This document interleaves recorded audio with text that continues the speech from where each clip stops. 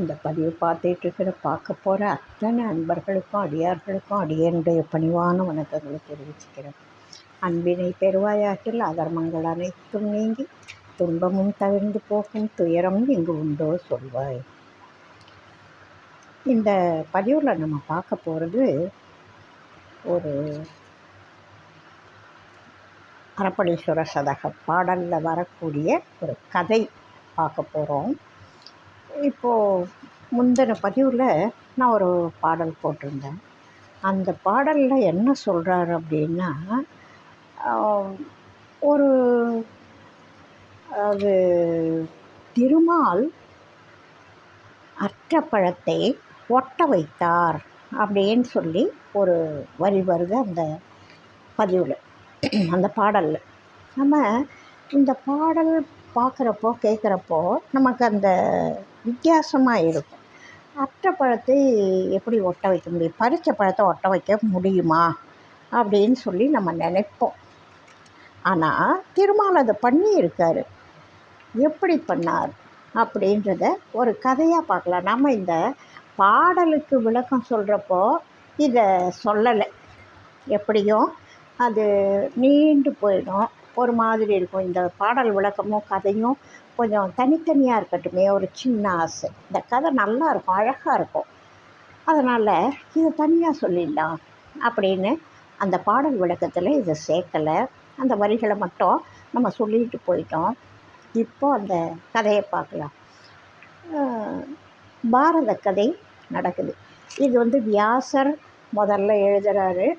அதை தமிழ்படுத்துகிற போது வில்லிபுத்தூர் ஆழ்வார் தமிழ்படுத்தி பாரத கதையை வில்லி பாரதமாக எழுதுகிறார். இந்த கதை நம்ம ராமாயணத்தில் எப்படி அங்கே வடமொழியில் இருந்த ராமாயண கதைக்கும் கம்ப ராமாயணத்துக்கும் கம்பர் சின்ன சின்ன மாற்றங்களை தேவைப்படுற இடத்துல பண்ணிட்டார். அதே போல் வில்லிபுத்தூராரும் என்ன பண்ணுறாரு, சின்ன சின்ன மாற்றங்களை பண்ணிக்கிறார். இந்த கதை வியாச பாரதத்தில் இல்லை அப்படின்னு சொல்கிறாங்க. வில்லிபுத்தூராருடைய பாரதத்தில் அது வருது அப்படின்னு சொல்கிறாங்க. அது சம்பந்தப்பட்ட தெரிஞ்சவங்க. நாம் இப்போது அந்த கதையை பார்க்க போகிறோம். பாண்டவர்கள் துரியோதனன்ட்ட போய் அதாவது பகடை தாய விளையாடி தோற்று போயிடுறாங்க. எல்லாத்தையும் இழந்துட்டு வனவாசம் போகிறாங்க. அந்த இந்திரபிரஸ்தம் கொடுத்தாங்க. அவங்க ஆரம்பத்தில் சின்ன பிள்ளைங்களாக இருந்தாங்க. பாண்டு இறந்த உடனே அரச சபைக்கு வந்தாங்க. அப்புறம் துரியோதனனுக்கும் அவங்களுக்கும் ஆரம்பத்திலேருந்தே ஒத்துக்கலை. பல காரணங்கள், பல பிரச்சனைகள். அவங்களுக்குள்ள ஒற்றுமை இல்லவே இல்லை, பகைமை தான் அதிகமாக இருந்தது. அப்படி இருந்தும் ஏதோ கஷ்டப்பட்டு ஒரு இந்திரபிரஸ்தன்ற இடத்த கொடுத்தாங்க. அவங்க போனாங்க, அங்கே ஊரை நிர்மாணம் பண்ணாங்க. அங்கேருந்து அவங்க தாய விளையாட கூப்பிட்டாங்க. திருதராஷ்டிரனை விட்டே கூப்பிட வைக்கிறான் துரியோதனன், நீயே அவங்களுக்கு அழைப்பு விடு அப்படின்னு சொல்லி அந்த சூதாட்டம் அப்படின்னு சொல்லுவாங்க. இன்றைக்கி அந்த சூதாட்டத்தால் அப்போ மட்டும்தான் நடந்ததுன்னு இல்லை, இப்போவும் ஆன்லைன் ரம்மி அப்படின்னு ஒன்று இருக்குது. அந்த ஆன்லைன் ரம்மியில் சொத்துக்களை இழந்து இருந்த சொத்தை இழந்து கடனாளியாகி அந்த கடனை திருப்பி செலுத்த முடியாமல், அது கொஞ்சம் காசு இல்லை, 25 லட்சத்துக்கு மேலே தன்னுடைய காசு, இருந்த காசை செலவு பண்ணி சொத்துக்களை அழிச்சிட்டு மேற்கொண்டு கடன் வாங்கி அந்த கடனை அடைக்க முடியாமல் ஒருத்தர் தற்கொலை பண்ணிட்டு இறக்கக்கூடிய அளவுக்கு இன்றைக்கும் அந்த சூதுக்கு பவர் இருக்குது. எவ்வளவுதான் பாரத கதை எழுதினாலும், எவ்வளவுதான் ஊரெல்லாம் இந்த சூதாட்டத்தை பற்றி சொன்னாலும், எத்தனை பேர் கஷ்டப்பட்டாலும் புதுசாக வர்றவங்க தப்பை செய்துகிட்டே தான் இருக்காங்க. ஏன்னு தெரியல. அதுலேருந்து பாடம் கற்றுக்கக்கூடாதான். அடுத்தவங்க ஒரு நெருப்பில் விரல் சுட்டுக்கிட்டாங்கன்னா நெருப்பை தொட்டால் சுடுன்றது சாதாரணமாக தெரிஞ்சுக்கலாம். ஆனால் பிடிவாதமாக தெரிஞ்சிக்க மாட்டாங்க. இவங்களும் அதே கஷ்டம், அதே தொந்தரவு, அதே நஷ்டத்தை படுவாங்க. உயிரை கூட தரலாமா, ஆனால் சூதாடாமல் இருக்கக்கூடாதான். இது என்ன நியாயம்னு எனக்கும் புரியல. அப்போவே இருந்து இதை பெரியவர்கள் சொல்லியிருக்காங்க. சூதாட்டத்தினுடைய கொடுமையை பாரத கதையை விட வேறு யாரால் தெள்ளத் தெளிவாக சொல்ல முடியும்? அப்படி அந்த துரியோதனன்ட்ட எல்லாத்தையும் இழந்தாங்க. திரௌபதியோட ஆடையை கூட உருவக்கூடிய அளவுக்கு துரியோதனனுடைய மனசு வக்கரமாக இருக்குது. அப்போ இத்தனை பேர் பெரியவங்க இருந்தும் சபையில் கண்டுக்கலையே அப்படின்னு எல்லாரும் வருத்தப்படுற அளவுக்கு இருக்குது. இவங்க வனவாசம் புறப்பட்டாங்க. வனத்தில் போயிட்டுருக்காங்க. 12 வருஷ காலம் வனத்தில் அங்கங்கே தங்குறாங்க. இதில் வழியில் நிறைய கதைகள் இருக்குது, ஏராளமான கதைகள் இருக்குது. அதில் ஒரு சின்ன கதை. ஒரு இடத்துல போயிட்டே இருக்காங்க, நடந்து போயிட்டுருக்காங்க. அப்படி காட்டு பாதையில், அப்போல்லாம் காடு தான், நடந்து தானே போயாகணும். இவங்க எல்லாத்தையும் இழந்துருக்காங்க. இவங்கன்னா பல்லக்குலையா போக முடியும் மன்னர்கள்னு சொல்லிட்டு, இல்லையே, அந்த நிலையிலேருந்து மாறிட்டாங்களே. நடந்து போய்கிட்டு இருக்காங்க. போகும்பொழுது கம்பராமாயணத்தில் மான் சீதையுடைய மனசில் ஒரு சஞ்சலத்தை உண்டாக்குச்சு. அதுபோல் பாரத கதையில் திரௌபதி, தர்மன், அர்ஜுனன் அப்படி போய்கிட்டுருக்காங்க. எல்லாரும் கொஞ்சம் முன்ன பின்ன அப்படி போயிட்டுருக்காங்க. அர்ஜுனன், திரௌபதி எல்லாம் போகிறாங்க. போகும்பொழுது வழியில் ஒரு நெல்லி மரம். அந்த நெல்லி மரத்தில், அவ்வளோ பெரிய மரத்தில் ஒரே ஒரு கனி இருக்குது. அவ்வளோ பெரிய மரத்தில் ஒரு கனி இருந்தால் அது இவங்க கண்ணில் படுது பாருங்கள். ஒரு கனி இருந்தால் சுலபமாக கண்ணில் படாது. அப்பேற்பட்ட அந்த ஒரு கனி வெகு சிறப்பாக, அது அதியமான் அப்படின்ற மன்னன் ஔவைக்கு நெல்லிக்கனியை கொடுத்தா. அதை கொடுத்து சொன்ன வார்த்தை, இதை சாப்பிட்றவங்க இறப்புலேருந்து தப்பிக்கலாம், இந்த உடம்புக்கு ஆயுள் அதிகம் நீடிக்கும் அப்படின்னு சொல்லி ஔவை கொடுத்துட்றான். அதை தானுன்றதை விட ஒரு புலவர் சாப்பிட்ணும், அவங்களால இந்த நாட்டுக்கு பலன் அதிகம்னு சொல்லி கொடுப்பார். இந்த கதை நம்ம அந்த பழம் 12 வருஷத்துக்கு ஒரு தடவை காய்க்கும் அப்படின்னு சொல்லுவாங்க. அந்த நெல்லிக்கனியை அதிகமான ஔவை கொடுத்தார். இங்கேயும் பாரத கதையில் அதே மாதிரி ஒரு கதை வருது. அந்த நெல்லிக்கனி, அந்த கனி 12 வருஷத்துக்கு ஒரு தடவை தான் அந்த கனி கிடைக்கும். அந்த கனி ஒன்று தான் காய்க்கும். இந்த கனி இப்போது திரௌபதியோட கண்ணில் படுது. இதெல்லாம் என்ன, கண்ணனோட மாயை தான். அவருடைய இதையெல்லாம் வெளிப்படுத்தணும். ஒரு தடங்கல் ஏற்பட்டால் தான் இவங்க எப்படி அதை தாண்டி போகிறாங்க, கடந்து போகிறாங்க அப்படின்றது வெளி உலகத்துக்கு தெரியும். அதனால தான் இந்த நன்மக்களுக்கு சோதனைகள் அதிகமாக இருக்கும். ஏன்னா அந்த பிரச்சனையை அவங்க எப்படி ஃபேஸ் பண்ணுறாங்க அப்படின்றது வெளி உலகத்துக்கு தெரியணுன்றதுக்காக கண்ணனுடைய மாயை இது.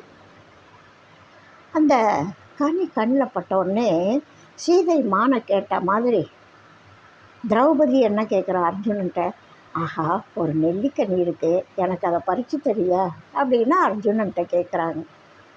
அப்போ பறித்து தரீங்களான்னு கேட்ட உடனே அர்ஜுனன் மனசு என்ன நினைக்குது, திரௌபதி எதுவுமே வாயை திறந்து நம்மளை நிறைய கேட்குறதே கிடையாது, இது வேணும் அது வேணும் அப்படின்லாம் கேட்குறதே கிடையாது. இப்போ கேட்டுட்டாலே அந்த பழத்தை பறித்து கொடுக்கணும். கேட்டதை ஒரே ஒரு நெல்லிக்கனி, காடு, இந்த காட்டில் இவங்க நடந்து போகிறாங்க, மரத்தில் நெல்லிக்கனி இருக்குது, கேட்டால் பறித்து கொடுக்கணும்னு நினைப்பாங்களா இல்லையா? இதில் எந்த தொந்தரவும் இல்லை, நினைச்சதை அவனால் செய்ய முடியும். அந்த சமயத்தில் வில்லை எடுக்கிறான், அம்பை எடுக்கிறான், அந்த பழத்தை நோக்கி குறி வைக்கிறான்.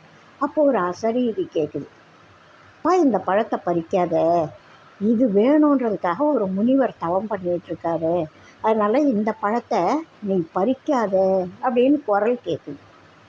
ஆனால் அர்ஜுனன் மனசில் என்ன சொல்லுது, திரௌபதி எதுவுமே கேட்க மாட்டாளே, கேட்டுட்டாளே, இப்போ நான் கொடுக்கலைன்னா அது தப்பாக இருக்குமே, என்னால் முடியாதுன்னு சொல்ல முடியாதே, அதனால் பரவாயில்ல பறித்து கொடுப்போம் அப்படின்னு ராமன் மான் பின்னாடி போன மாதிரி அர்ஜுனுடைய மனசை அந்த நெல்லிக்கனியை பறிக்க தோணிடுது.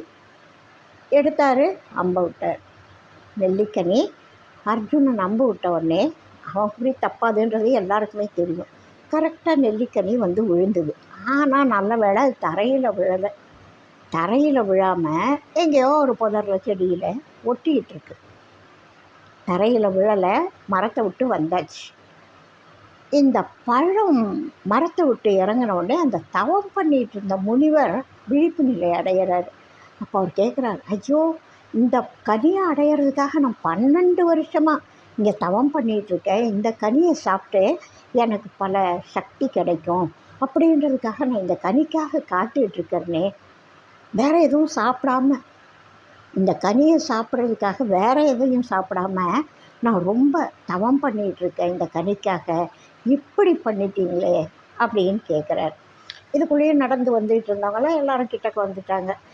பீமன், நகுலன், சகதேவன் எல்லோரும் கிட்டக்க வந்துட்டாங்க. கண்ணனும் கூட இருக்கார். அப்போது கண்ணன் வந்து சமாதானப்படுத்துகிறார். பரவாயில்ல, இந்த பழத்தை நான் ஒட்ட வச்சிடுறேன் அப்படின்னு சொல்கிறார்.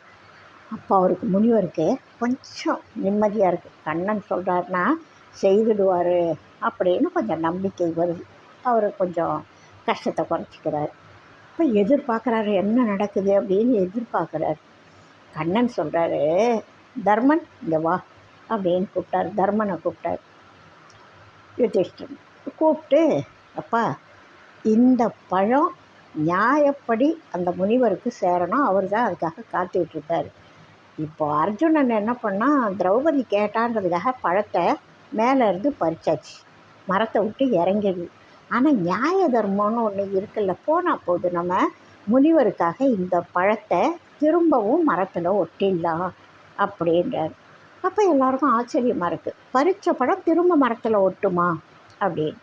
அப்போ கண்ணன் சொல்கிறாரு, உங்கள் மனசில் உள்ளதை உள்ளபடி சத்தியத்தை, அதாவது உண்மையை மட்டும் மறைக்காமல் உங்கள் மனசில் என்ன தோணுதோ அதை சொன்னீங்கன்னா இந்த பழம் மேலே போய் ஒட்டிக்கும் அப்படின்னு சொல்லி தர்மனை கூப்பிட்டு, அப்பா நீ உன் மனசில் இருக்கிறத சொல்லு அப்படின்னு சொல்கிறார். அப்போ அவன் அப்படியே அமைதியாக சலனம் இல்லாமல், தர்மனுடைய குணம் எல்லாருக்கும் தெரிஞ்சது தான் பாரத கதையில்.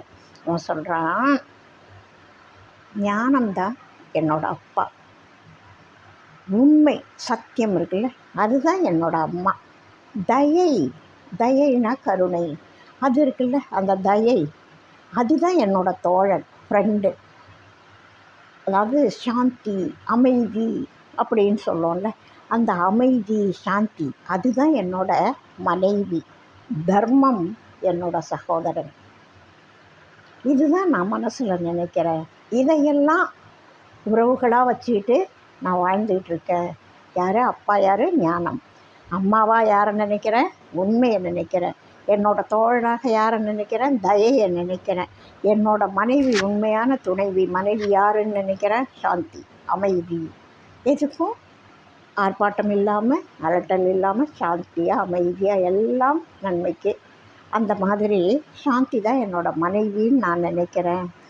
என்னோட கூட உடன்பிறப்பாக எனக்கு தோள் கொடுக்கக்கூடியது தர்மம். இதுதான் என்னோட உண்மையான உறவு அப்படின்னு நினைக்கிறேன். எவ்வளவு நல்ல குணம் பாருங்கள். ஞானம், உண்மை, தயை, சாந்தி, தர்மம், இதுதான் எனக்கு உறவு அப்படின்னு நான் நினைக்கிறேன் அப்படின்னு சொன்னான். அந்த மனசை விட்டு சொன்னோடனே இதுதான் என் மனசில் உள்ள எண்ணம் அப்படின்னு சொன்னான். சொல்லி முடித்த உடனே இந்த புதரில் கிடந்த பழம் என்ன பண்ணுது, மரத்துக்கும் அந்த பழம் இருந்த இடத்துக்கும் உள்ள தூரத்தில் 1/6 ஒரு பங்கு தூரம் மேலே ஏறிடுது, அப்படியே நிற்கிது. மரத்தில் போய் இன்னும் ஒட்டலை, கீழேயும் இல்லை, கொஞ்சம் மேலே வந்தது, அப்படியே நிற்கிது. இது எப்பேற்பட்ட மேஜிக் பாருங்கள். அப்போது கண்ணன் என்ன சொல்கிறாரு, அப்பா அவங்கவுங்க சொல்லுங்கள், உங்கள் மனசில் என்ன இருக்குது சொல்லுங்கள். அர்ஜுனன் சொல்கிறான், பீமன் சொல்கிறான், நகுலன் சொல்கிறான், சகதேவன் சொல்கிறான். ஒவ்வொருத்தரும் சொல்ல ஒரு பங்கு உயரம் மேலே ஏறுது பழம். இன்னும் 1 பங்கு தூரம் பாக்கி இருக்குது. அப்போ கண்ணன் என்ன சொல்கிறாரு, திரௌபதியை பார்த்து, அம்மா நீங்கள் 6 பேர் இருக்கீங்க, அதில் நீயும் சொல்லு, உன் மனசில் இருக்கிறத சொன்னீங்கன்னா பழம் போய் ஒட்டிக்கும். நீ தானே இந்த பழம் கீழே வர்றதுக்கே காரணம், சொல்லு அப்படின்றார். நானா உண்மையை சொல்லவா அப்படின்னு கொஞ்சம் தயங்குறேன். இல்லை, நீ சொன்னாதாம்மா அது போய் ஒட்டும், சொல்லுமா அப்படின்னு சொல்கிறார். அப்போ திரௌபதி சொல்கிறா, எனக்கு 5 பேர் கணவர் அப்படின்னு சொல்லி 5 பேர் கணவர் ஸ்தானத்தில் இருக்காங்க. ஆனால் என்னுடைய மனசுக்குள்ள அடுத்து இன்னொருத்தரை என்னுடைய மனசு நாடுது. இந்த 5 பேர் இல்லாமல் இன்னொருத்தர் எனக்கு கணவராக வர வேண்டியவங்கன்னு என்னுடைய மனசு நாடுது அப்படின்னு சொல்கிறாங்க. எல்லாருக்கும் ஒரு புதிர் குழப்பம். திரௌபதியோட மனசில் இயற்கை பிரகாரம் குந்தி சொன்னது என்னோட பிள்ளைங்க எல்லாருக்கும் ஈக்குவல் ஷேர்னு சொல்லிட்டாங்க இல்லையா. அவளுடைய குழந்தை தான் கர்ணன். அந்த குழந்தையோட பங்கு இவளுக்கு இன்னும் கிடைக்கலல்ல. 5 கணவர் இருக்காங்க, கர்ணன் இவளுக்கு கணவனாக ஆகலைல்ல.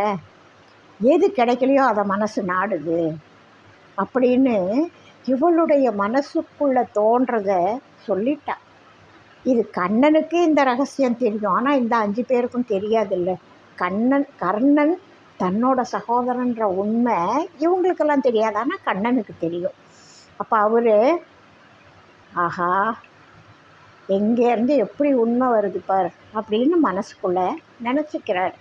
அப்போ திரௌபதி தன் மனசில் இருந்த உண்மையை சொன்ன உடனே பழமானது மனசில் இந்த மரத்தில் போய் அதோட இடத்துல அது ஒட்டிச்சு. அற்ற பழத்தை ஒட்ட செய்தவர் அரி அப்படின்னு சொல்கிறது அந்த அரப்பளீஸ்வர சதகத்தில் சொல்லி காட்டப்படுது.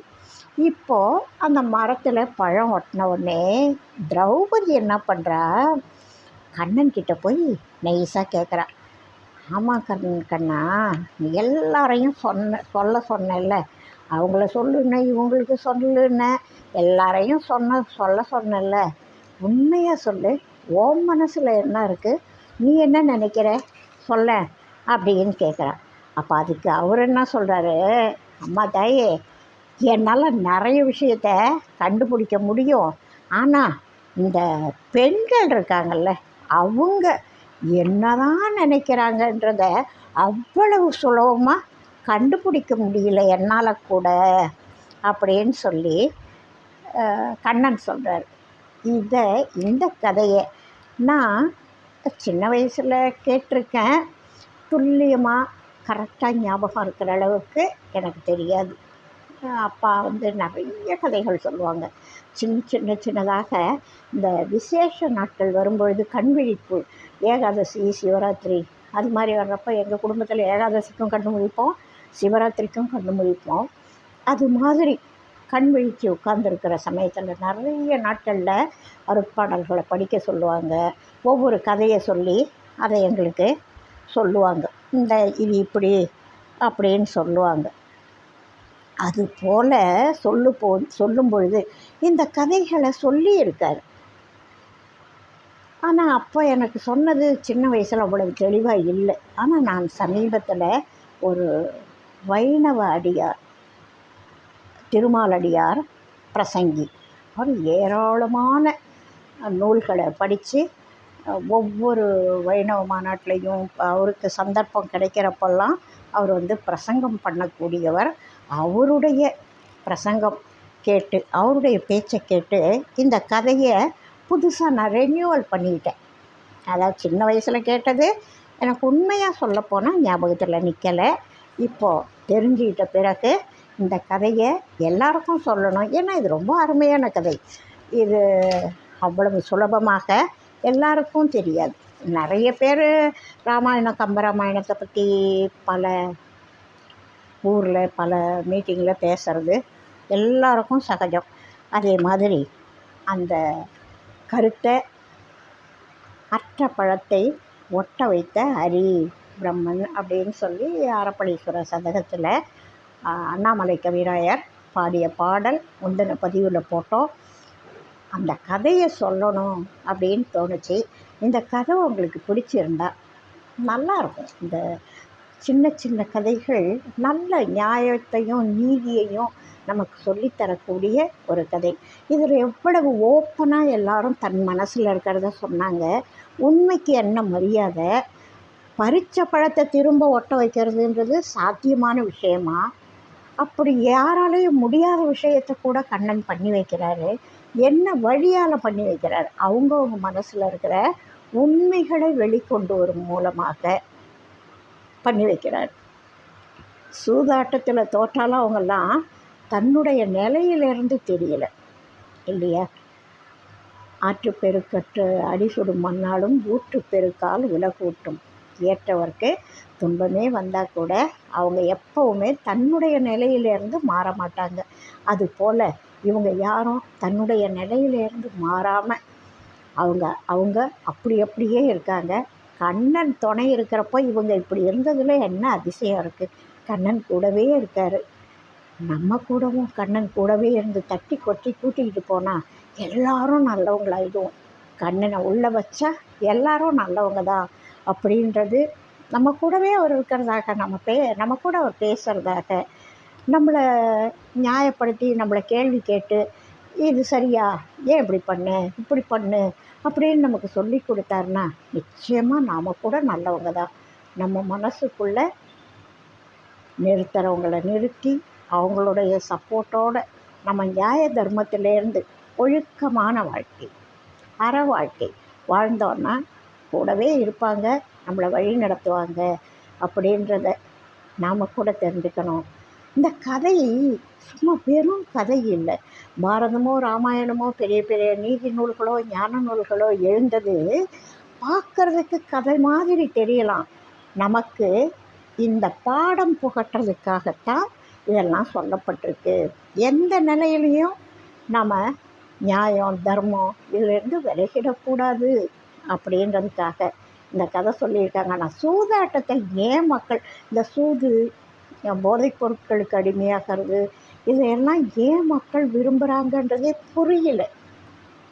புலால் கூட அதாவது பழக்கத்தால் கொஞ்சம் உணவோடு அது அப்படியே உலகம் பூரா பரவி நிற்கிது எல்லா நாட்டிலையும். அதில் சில பேர் தெரிஞ்சவங்க மட்டும் விலகி வெளியில் வர்றாங்க. பழக்கத்தால் சில பேர் வெளியில் வர்றாங்க, அது கூட பரவாயில்ல. இந்த போதைப் பொருளுக்கும் அவங்க விளக்கம் வர்றப்ப தெரிஞ்சுக்குவாங்க, அனுபவபூர்வமாக தெரிஞ்சுக்குவாங்கன்னு கூட நினைக்கலாம். எல்லாருக்கும் தயை, ஜீவகாருண்யம், வள்ளலாருடைய கொள்கைகள், தாய்மானாருடைய கொள்கைகள், மகான்களுடைய கொள்கைகள் எல்லாருக்கும் தெரியும் அப்படின்னு சொல்ல முடியாது. ஆனால் இந்த சூது போதைப் பொருளுக்கு அடிமையாகிறதெல்லாம் எவ்வளவு தீமை அப்படின்னு அப்படியே பளிச்சுன்னு பார்க்குறாங்க.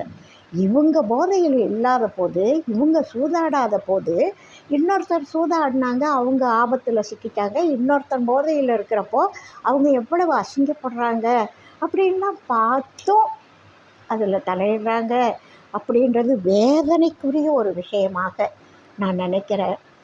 அதனால் இந்த சூதாட்டத்திலேருந்து எல்லாரும் கொஞ்சம் அவேர்னஸோட இன்னும் விலகலாம். ஆன்லைன் ரம்மின்றதை என்ன சொல்கிறதுன்னே புரியல. இந்த கலிகாலத்துலேயும் அந்த பாதிப்பு இருக்குன்றது எனக்கு ரொம்ப வருத்தமான விஷயம். மக்கள் ராமாயணத்தையும் பாரதத்தையும் கதை நோக்கில் பார்க்காம, ஆன்மீக நோக்கில் பார்க்காம, வாழ்வியல் நோக்கிலேயே பார்த்தாலுமே நிறைய நீதி கிடைக்கும் அப்படின்றது என்னோடய விண்ணப்பம். வாழ்க வளமுடன். வாழிய நாளும் மென்மை, வாழ்க நல்லறங்கள் எல்லாம், வாழிய பெரியோன் நாமம் வாழியே வாழி வாழி. இந்த மாதிரி நல்ல விஷயங்கள் உங்களுக்கு பிடிச்சிருக்குன்னா சப்ஸ்கிரைப் பண்ணுங்கள். இதுக்கு முன்னாடி பண்ணாதவங்க பண்ணுங்கள். லைக் பண்ணுங்கள், ஷேர் பண்ணுங்கள், கமெண்ட் பண்ணுங்கள். உங்களோட கனிவான கருத்துக்களை சொல்லுங்கள். உங்கள் நண்பர்களுக்கு நல்ல விஷயங்களை ஷேர் பண்ணுங்கள். வாழ்க வளமுடன். அடுத்த பதிவில் அடுத்த ஒரு பாடலோடு அல்லது அடுத்த ஒரு நல்ல கதையோடு சந்திப்போம். வாழ்க வளமுடன்.